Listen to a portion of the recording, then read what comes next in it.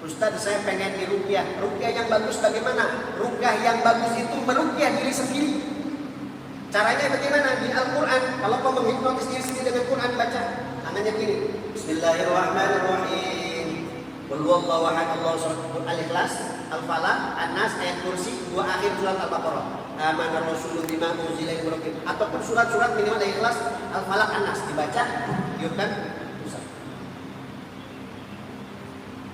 Kalau enggak dibacain di dada. Kalau buat penyembuhan di bagian dada sini. Di sini ada namanya kelenjar timus. Kelenjar timus itu kalau diketuk-ketuk itu bisa meningkatin imun. Ada jurnalnya tuh. Diketuk-ketuk. Nah, kalau diusap-usap juga bisa meningkatin imun. Makanya kalau baca Quran ayat kursi itu dianjurkan di dada.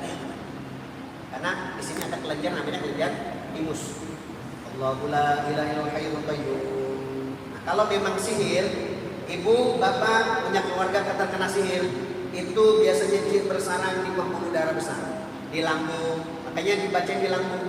Dan tolong kepada siapapun peruqyah, baiknya kalau pasiennya perempuan diruqyah sama perempuan kalau bisa. Tapi jarang ya. Kalaupun mau yang diruqyahnya laki-laki, jaga jarak dan kalau bisa pakai sarung tangan dan tidak menyentuh daerah-daerah sensitif. Gitu. Jadi hati-hati kalau ada peruqyah yang ngeruqyahnya nggak pakai tangan, nggak pakai sarung tangan, kemudian menyentuh daerah-daerah sensitif, hati-hati. Karena kuncinya di sini, pembuluh darah besar.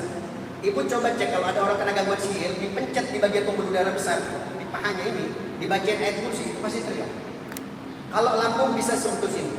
Ada titik lambung akupuntur di sebelah sini. Jadi cukup disentuh bagian sini kalau mau meruqyah orang. Nah, ruqyah itu adalah bagian daripada hipnoterapi dengan Al-Quran. Ini dibacain, Al-Ikhlas, Al-Falaq, An-Nas, apapun doa-doa yang ibu bisa baca, bapak bisa baca, dibacakan. Nah, itu salah satu teknik dipencet bagian sini kalau mau nyentuh titik lambung. Cuma jangan apa-apa dilibatkan dengan gangguan sihir. Kayak contoh, ada pasien, saya tanya ke satu dokter, dok, ada nggak pasien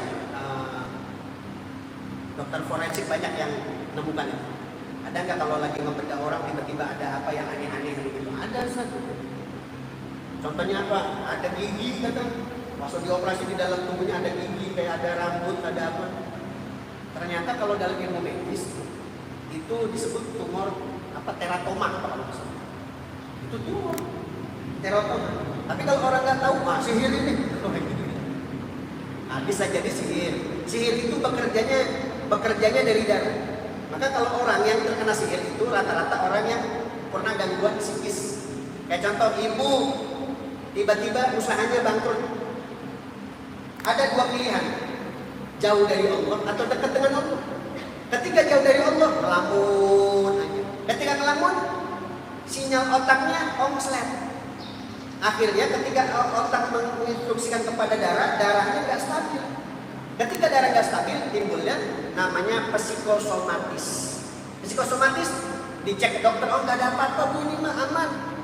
Psikosomatis adalah gangguan medis yang diakibatkan karena gangguan psikis. Tapi beda ketika ibu punya masalah bertubi-tubi, bapak punya masalah bertubi-tubi, kemudian ketika masalah itu dikembalikan kepada Allah, buka Quran, dia sujud, nah itu hasilnya beda. Makanya orang yang jauh mentalnya kuat adalah orang yang membaca Al-Quran. Gitu, ya. Sebelum ditutup ada pertanyaan?